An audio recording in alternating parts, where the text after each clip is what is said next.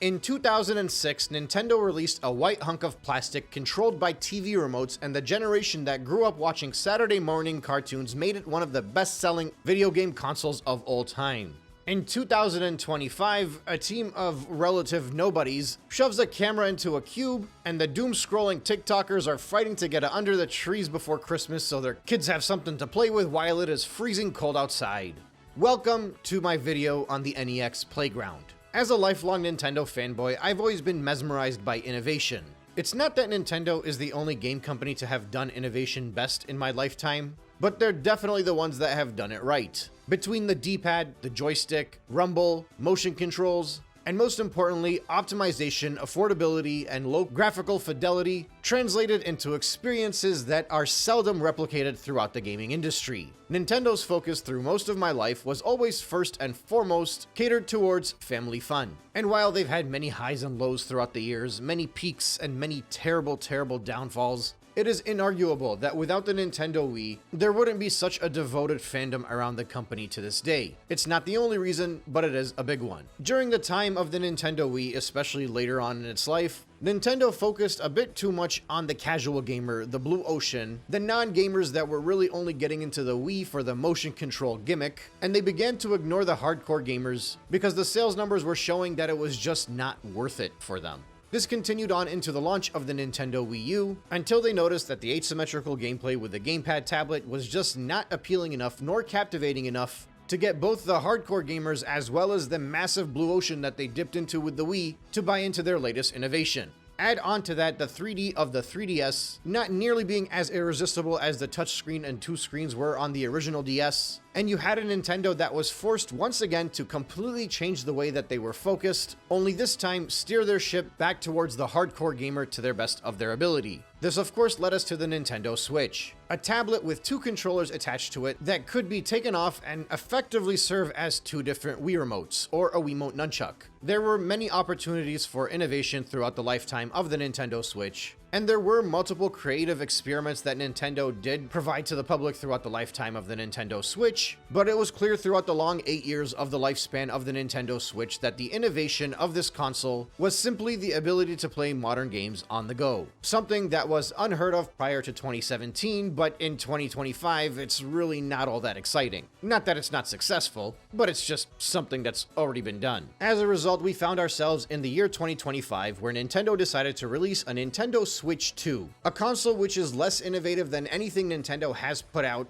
probably ever. And to add insult to injury and put the final nail in the coffin for any casual gamer out there that would have potentially bought into this thing, they priced it up at levels that only a hardcore gamer crowd would be able to understand, and trying to justify those prices through things like frame rates and resolutions, something that historically was not done with the Nintendo console. Not since the early 2000s anyway. This pivot completely changed the strategy that Nintendo has historically been known for, and offered a void in the gaming community that seemingly has been filled by the team that made the NEX Playground, an innovative, affordable console, well within the family budget, appealing to gameplay that could be fun for grandma and children alike, with no reliance on nostalgia to make people feel warm about it, and rather its focus is on the shares of smiles that could be seen during the holiday, as an entirely new generation of gamers can feel that same sense of wonder and enjoyment that many gamers felt during the craze that was the launch of the Nintendo Wii, and more importantly, Wii Sports. The Nintendo Magic is here in 2025, and it is not on a Nintendo console, it's on this NEX Playground.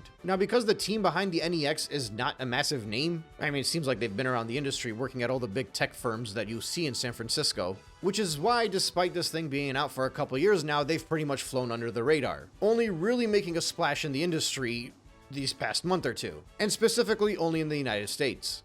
This thing went from 0 to 100 very quickly, selling nearly 300,000 units during the month of November and being completely sold out during this December month, specifically if you're looking to receive the product before Christmas, prompting secondhand sales on eBay to surpass even the price of the Nintendo Switch 2 and the PlayStation 5. Its sales in November outsold the Xbox Series X, and during the latter half of November they sold just slightly fewer units than the Nintendo Switch 2, and this was largely done because it was limited in stock. The Playground was limited in stock. The Switch 2 actually had one of its worst Novembers in history. Plenty of stock there though. And look, just to really hammer it home, these guys are small, like very small. especially in comparison to everything else in the industry. You could legitimately reach out to the CEO on Reddit right now if you wanted to, and they would answer and give you more information that you would require. That's actually what I did. I reached out to them because I was curious to see the sales numbers and how they looked, and they broke it down for me very nicely. In the 12 days that led up to Cyber Monday and ended with Cyber Monday, they sold 300,000 units. They were planning on only selling 200,000, and they figured that was an optimistic estimation. But the immense demand for this thing caused them to increase production of it, and now they're at the point where the holidays are going to pass by and they will have been unable to meet all of the demand that people have had for it. Something that hasn't been seen in the game console world since the PlayStation 5 and Xbox Series X launched. And even then, that demand was largely due to a worldwide pandemic. Roughly a week ago, in an interview that was shared on thegamebusiness.com, Christopher Dring, the editor-in-chief of The Game Business, sat down and spoke to the CEO of the NEX Playground, David Lee, and they discussed the remarkable story of the family game console that's taking America by storm. I highly recommend giving this article a listen or a read if you're interested in the business side of things. They discussed the story of the NEX Playground so far. They nailed down how important it is to not repeat the Wii's mistakes and all of the loops they've had to go through in order to work with game developers, and most importantly, keep the prices down. The NEX Playground is a $250 console that through most of this past holiday season has been running for $199. Again, these are Nintendo numbers during the pinnacle years of Nintendo. $300 and they would already have been considered the budget option. With $200, it becomes an impulse buy for many people. This has caused them to reach 600,000 total sales this year alone, 4 times the number that they sold in 2024. And this is largely because not only have they filled a niche that Nintendo has completely abandoned, but they've also marketed it in the right places. See, a very big reason why the NEX Playground has been completely ignored by the video game world is because, ironically enough, it is not a console for gamers. This is a device that most of us may pick up and play for 1 hour every few weeks on a random game night and roof party with all of our friends around us. But if the NEX Playground tried to appeal to us, we would have laughed it off. We never would have taken it seriously. This is why their marketing was largely focused towards influencers all over TikTok and Instagram, appealing to parents that have no idea what to do with their little ones in a world where we can't put them in front of screens anymore because apparently that's going to kill their brain. This is a device that is largely catered towards children. Remember how, like, I don't know, 15 or 20 years ago, people used to say gaming is for kids? They still kind of do, but most of us have grown up now and we're still playing video games, so we just tell them to shut up. Yeah, this thing is actually still mostly catered to kids. I'd say it's like a 90-10 split. Actually, it's probably like 99.9. And that's a very big part of the reason why this very simple concept, this very basic technology on the surface, and so many of these practices that most of us would consider anti-consumer seem to have absolutely no bearing on the discussion for the NEX Playground success. So perhaps I should have started with this sooner, but hopefully through the footage that you've seen in the background while I was talking, you kind of understood what this thing is. It's a camera. That's it. Now, so they have like AI technology in this thing, and it's able to track up to 4 people at once. This thing is like if you took the Xbox Kinect and the Wii era and you just kind of combine them together and they had a baby, and it would be this little cube out over here. I figure it's fitting that since Steam is releasing the Gabe Cube, we can call this one the Nextbox. Now, I think it's very telling that in the Game Business article that I referenced earlier, the CEO for the NEX Playground talks about not making the same mistakes as the Wii rather than Xbox, because Xbox had the Kinect. And this thing is much more similar to a Kinect. It's just a camera that tracks you and your body is the controller. And while from a hardware angle, this thing actually does have more in line with the Kinect than the Wii might, the crowd that it's pulling in is the Nintendo crowd. It's not the Xbox crowd. The Kinect did not have its own crowd. It was something that Xbox parents as kids would play with. If anything, the Kinect was just there trying to take some of that Wii crowd. And it doesn't help that the Xbox Kinect required a very high price of entry. You needed the Xbox and the Kinect. This thing is more like a Wii that doesn't require controllers than anything else, which also is a massive benefit, because while the Nintendo Wii came with Wii Sports and cost $250 when it launched, you only had one Wiimote and nunchuck. So if you were looking for that awesome 4-player experience on the Wii, you dropped an additional $120 on Wii remotes, and as time went on and you needed more nunchucks for the different games that came out, that was an additional $20 per nunchuck. And then if you wanted to play some of the more classic games, you had to spend money on the classic controller, and all the peripherals and hardware and all that other stuff. Parents were overflowing with plastic junk all over their house. But the NEX Playground does away with all of that. Instead, they've opted to make their money in one of the more controversial ways that the gaming industry frowns upon. Number one, it's an entirely digital console, which means if the NEX Playground fails and they go under, this thing is basically a paperweight outside of the 5 free, I'm going to call them mobile games that come with it. But that's not even the most controversial aspect of it all. There are digital consoles out there, and many people in the United States especially are completely okay with having a full digital console. But to add on to the lack of ownership for the software on this device, it's entirely a subscription-based model, which really makes gamers feel uncomfortable. But the unfortunate reality is that most consumers in the United States are much more comfortable adopting subscriptions than we realize. And actually, even video game subscriptions, which most of us, the loud and passionate vocal minority of the video gaming internet, absolutely despise, is seeing so much adoption and success that it would be too good of an opportunity for any of these companies to pass up, unfortunately. And that's just in the gaming space. If you consider who the NEX Playground is for and who's going to be buying it, the lack of ownership for this thing and the fact that you cannot actually purchase the software on it is effectively a non-issue. A parent may purchase this for their children. They spend roughly $200 on the NEX Playground. 1 year of subscription comes out to about $90, which is around $7.50 a month. And the reality is most kids are going to grow out of this within 2 or 3 years. I mean, that's what happened with the Wii, right? It launched in 2006, but by 2010, the hype was all but gone for it. So while many of us complain about the price of gaming hardware and software and the ever-increasing prices of our favorite passion, something that is also ludicrously expensive is anything that involves entertainment for children, especially in this modern day and age. I'm reminded of a business opportunity a friend had approached me on a few years ago. I'm kind of kicking myself for not taking the offer, to be honest. Prior to COVID, in the city that I lived in, nearby, within a 20-minute radius, there was probably 1, maybe 2 children's play centers. I'm not talking about that like 7 to 13 or 14-year-old play center. I'm talking about those little ones that are made for toddlers. Like you put a few blocks in the corner, maybe a tiny little car on the floor, a coffee shop in the corner, and you can pretty much charge whatever you'd like, and these moms will flow in there like it's nobody's business. Anything to keep their kids busy up until the age of 6 or 7. Since COVID until now, in that same 20-minute radius, there's about 13 of these now, and they are all lucrative as hell. When my friend had approached me about this business venture, I will never forget the line that he told me back then, because he told me this when I had my first child, and now I've been a parent for 5 or 6 years, and it always echoes in the back of my mind. He said there is nobody that's willing to spend more money than a mom that doesn't know what to do with their child to keep them entertained. And of course, this also applies to fathers as well. Like, I'm not trying to sit here and pretend that moms are the only ones that take care of their children. Shout out to my wife, however, she spends way more time with the kids than I do, and God bless her, she does it with a smile larger than anything I could conjure up after that many hours with the kids and those few hours of sleep. But that line, after finding a way to keep your children entertained, even as the parent in our household that doesn't spend as much time as the mom, I easily find myself in that same situation many times. The sad reality is kids are not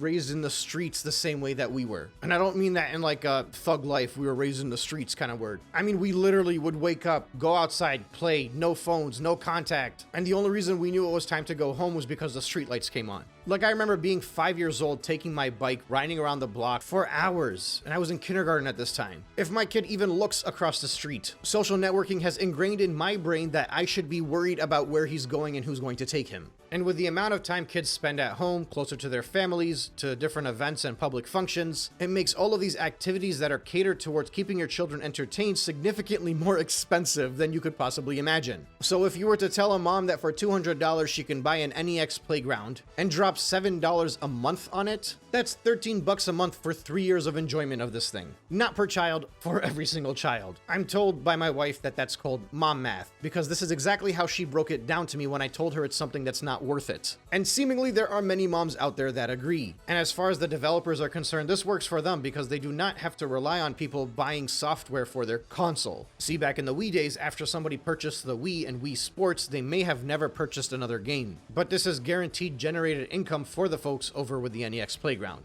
In a quote from that article that I mentioned earlier, the CEO mentions that they can count on the subscription model to keep investing in content. This allows them more creative freedom to pick what games they create. They don't need to think about which genre they need to use because those ones sell well. Instead, they can find ways to better serve their customers. And look, at the end of the day, talk is cheap, right? Like, you got to see this actually out in fruition. But looking at their actual spread of games that they currently have, at least for now, it seems to be in line with what they're saying. They have licensed games if you have young ones, they're fans of specific franchises, and those games find ways to keep the little ones engaged. And they have fitness-based ones to keep you active at home too if you'd like. Again, I'm not sure what footage you guys are seeing in the background here, but I've used this thing with kids, I've used this thing with my wife, I've used it with some of my friends on game nights, and depending on the game that we're playing, it always gets to a point where at some point someone's like, yo, it's like hot in here, open a window. Because you're moving around a lot more than you expected you would. And as it goes with these types of gimmicky products, many of the games will just amount to balancing or swatting something away, and they may feel repetitive, but they are actually surprisingly engaging, even for an adult. The first game that I had tried out was Fruit Ninja with my wife, and keep in mind she's not a gamer, like at all. She doesn't play games on her phone or anything. I figured she'd give it a go for 2 or 3 minutes and then call it a night. We ended up playing Fruit Ninja alone for about 30 minutes before jumping to some of the other games. And obviously through all of this, you're laughing, you're getting competitive, and I saw similar experiences over the weekends when the guys would come over. You know, we'd normally play Smash Brothers or Mario Kart or Mario Party. I told them I wanted to give the NEX Playground a go because I wanted to make a video about it, and they were on board with it. Obviously, I could not record their footage though, that was the agreement they had. But you know, they're too cool for this. They like groaned and rolled their eyes and they're like, fine, we'll do this for 20 minutes before moving on. Yeah, 2 hours later, we turned this thing off. The home run competition kept our attention. The bowling kept our attention. The soccer goalie minigame kept our attention.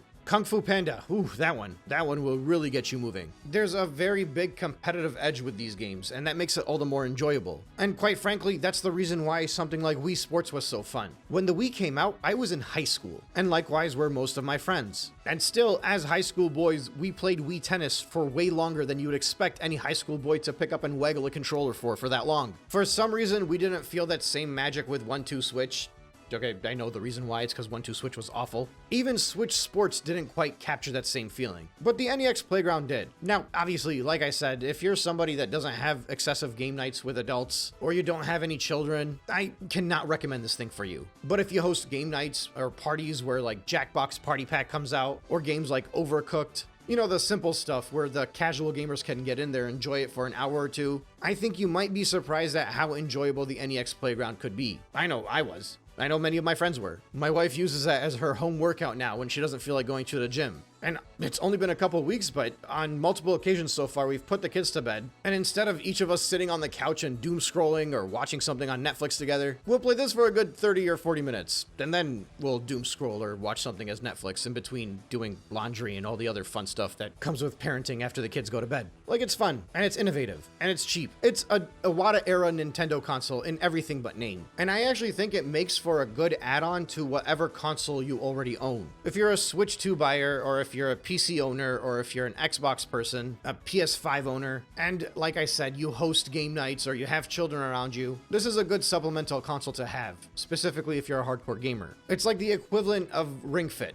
except a little bit more fleshed out. Like if you owned a Switch when Ring Fit came out, it's not like you just randomly decided to stop playing everything else and only play Ring Fit, but it did make for a good addition to the entirety of the Nintendo Switch experience. And I'll be honest, this thing has made me wonder why Nintendo has not been more creative with the Switch console, and especially with the Switch 2. They released the new console with an amazing microphone, and they have a camera add-on peripheral that you can buy separately. This whole NEX Playground concept could have been baked into the Switch 2 and included with the subscription. It's not necessarily an innovation because the Kinect has done it before, and before that the iToy for the PlayStation 2 was there too. But Nintendo has historically always been about evolution and not iteration, something that they've entirely abandoned with the Nintendo Switch 2. This is the kind of thing that I believe would have made a lot of people purchase a Switch 2. Instead of these generic characters or these licensed characters, these same styles of games with the Mario Cast included with Nintendo Switch Online would easily be able to convince many of those Blue Ocean people to come in and purchase a console, while at the same time allowing Nintendo to keep their focus on the hardcore gamers through everything else that comes with the Switch 2 already. But it's this kind of creativity that the Nintendo Switch 2 lacks. And the thing is, with the brilliant minds at Nintendo, you know they would have done this, but better. Especially if they implemented the use of the Joy-Cons, and all of the other creative ways they could have taken advantage of the hardware that's built into those things. It easily could have been a strong selling point for the Switch 2, and it could have allowed Nintendo to move on two fronts for once, catering towards the hardcore crowd as well as the Blue Ocean. But with Nintendo completely avoiding this subset of the fandom, and even more worryingly, pricing out the entirety of that fandom,